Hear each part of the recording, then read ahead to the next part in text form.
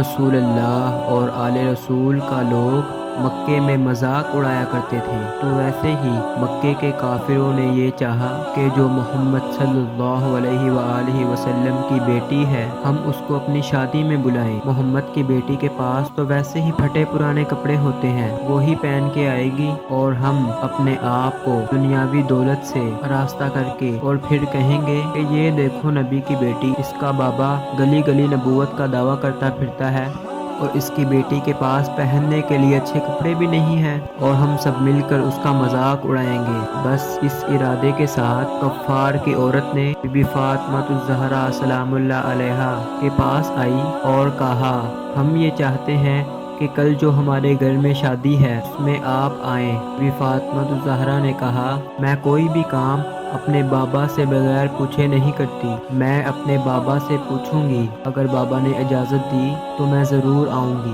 جب آپ صلی اللہ علیہ وآلہ وسلم گھر میں آئے، جناب سیدہ نے دست ادب کو جوڑ کر عرض کیا، اے میرے بابا، محلے کی عورتیں آئی تھیں اور کہنے لگی کہ کل ہمارے گھر میں شادی ہے، تم ضرور آنا، لیکن ان کے چہرے پہ منافقتیں تھیں، تو آپ صلی اللہ علیہ وآلہ وسلم نے کہا، فاطمہ تم جانا، اگر نہیں جاؤ گی تو پھر یہ لوگ کہیں گے ہم تو محبت کا ہاتھ بڑھاتے ہیں، یہ خود ہی ہم سے نفرت کرتے ہیں۔ تو بی بی فاطمہ نے فرمایا، بابا میں جاؤں تو صحیح، لیکن میرے پاس تو صرف ایک ہی جوڑا ہے اور وہ بھی کافی جگہوں سے سیا ہوا ہے، وہ سب لوگ آپ کا اور میرا مذاق اڑائیں گے۔ بس اتنا کہنا تھا تو اللہ کے حکم سے جبریل علیہ السلام جنت سے جنتی لباس لے کر حاضر ہوئے اور عرض کرنے لگے، یا رسول اللہ، اللہ کا حکم ہے کہ آپ اپنی بیٹی کو یہ لباس عنایت کریں اور کہیں اللہ اپنے نیک بندوں کو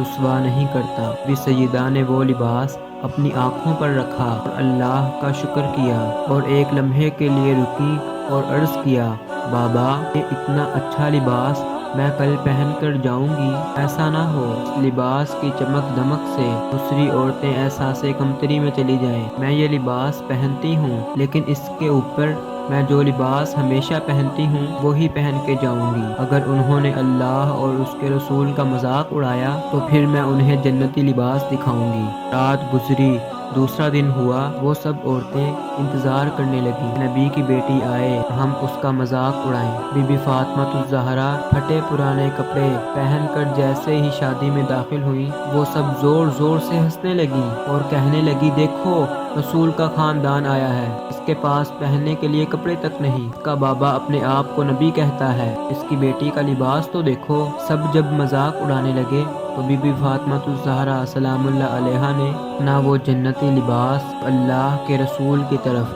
اللہ نے بھیجا تھا وہ پہن لیا، تو اس لباس کا نور اور بی بی فاطمہ الزہرا سلام اللہ علیہا کا نور جب ان لوگوں نے دیکھا وہ تنگ رہ گئے، سب کا منہ کھلا کا کھلا رہ گیا۔ انہوں نے آج سے پہلے نہ اتنا اچھا لباس دیکھا تھا اور نہ ہی اتنی خوبصورت عورت۔ یہ چرچا عام ہو گیا تو دلہن نے پوچھا کہ اتنا گھر میں شور کیوں ہے؟